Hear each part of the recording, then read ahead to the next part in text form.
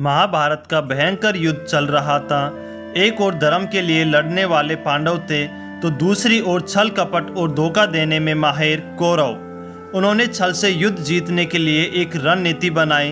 उनकी योजना थी कि वो अर्जुन को युद्ध से उलझाकर चारों भाइयों से दूर ले जाएंगे और फिर युधिष्ठिर को बंदी बनाकर युद्ध जीत लेंगे। अब युद्ध वाले दिन कौरव सेना की एक टुकड़ी अर्जुन से युद्ध करते हुए उन्हें रणभूमि से दूर ले गई। वहीं गुरु द्रोणाचार्य ने युधिष्ठिर को बंदी बनाने के लिए चक्रव्यूह की रचना की, जबकि पांडवों में सिर्फ अर्जुन को पता था कि चक्रव्यूह को कैसे तोड़ा जाता है। अर्जुन के दूर जाते ही गुरु द्रोणाचार्य ने पांडवों को ललकारते हुए कहा कि या तो तुम लड़ो या फिर हार मान लो। युद्ध के नियम के अनुसार युद्ध लड़ना जरूरी था। यदि युद्ध न करते तो भी हार जाते और युद्ध करते तो भी हार निश्चित थी। अब धर्मराज युधिष्ठिर को कुछ सूझ नहीं रहा था कि क्या करे क्या न करे।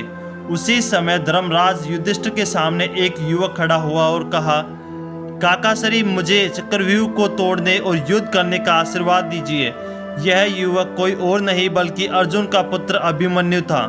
अभिमन्यु अभी मात्र 16 वर्ष का ही था, लेकिन सभी जानते थे कि वह युद्ध कौशल में अपने पिता के जैसा ही निपुण है।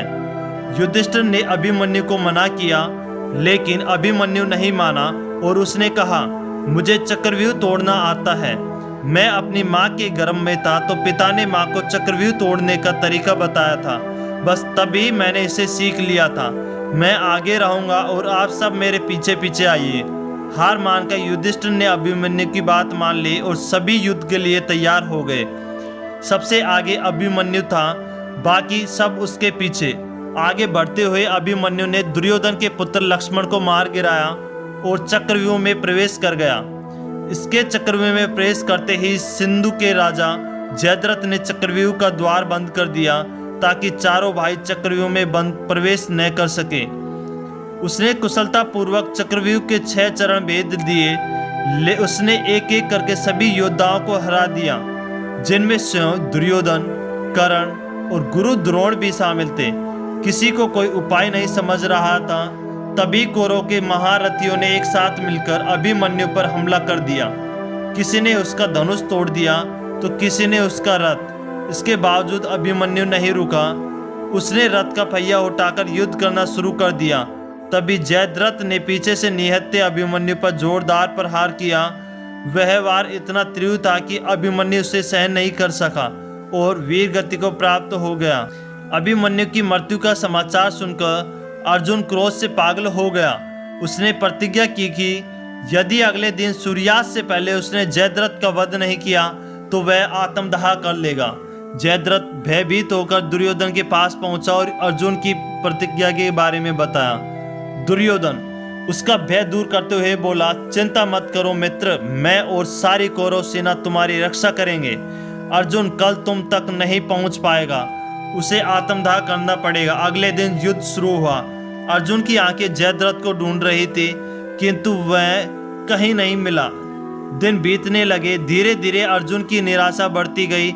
यह देख श्री कृष्ण बोले, पार्थ, समय बीत रहा है और कौरव सेना ने जयद्रथ को रक्षा कवच में घेर रखा है। अतः तुम शीघ्रता से कौरव सेना का संहार करते हुए अपने लक्ष्य की ओर बढ़ो।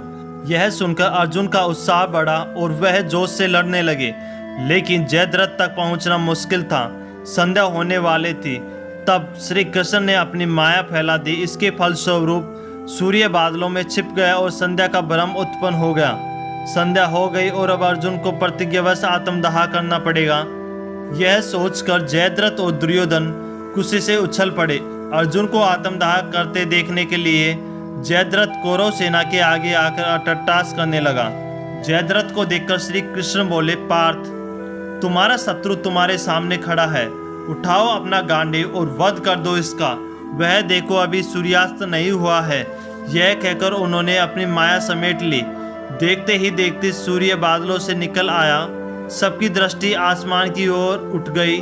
सूर्य अभी भी चमक रहा था। यह देख जयद्रथ और दुर्योधन के पैरों तले जमीन खिसक गई। जयद्रथ भागने को हुआ, लेकिन तब तक अर्जुन ने अपना गांडीव उठा लिया था। तभी श्री कृष्ण चेतावनी देते हुए बोले, हे पार्थ, जयद्रथ के पिता ने इसे वरदान दिया था कि जो इसका मस्तक जमीन पर गिराएगा उसका मस्तक के भी 100 टुकड़े हो जाएंगे। इसलिए यदि इसका सिर जमीन पर गिरा तो तुम्हारे सिर के भी 100 टुकड़े हो जाएंगे। हे पार्थ, उत्तर दिशा में यहाँ से बैठे 100 योजन की दूरी पर जयद्रथ का पिता तप कर रहा है।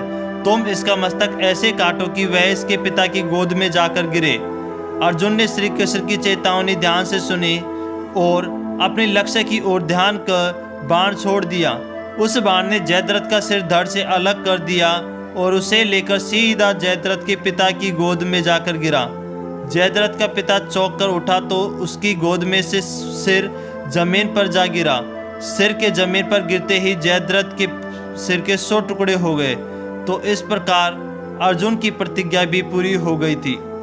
प्लीज़ हमारे चैनल को ज़रूर सब्सक्राइब कर देना। प्लीज़ ज़रूर सब्सक्राइब कर देना। आपके एक सब्सक्राइब से हमें बहुत मोटिवेशन मिलता है, इसलिए प्लीज़ हमारे चैनल को ज़रूर सब्सक्राइब कर देना।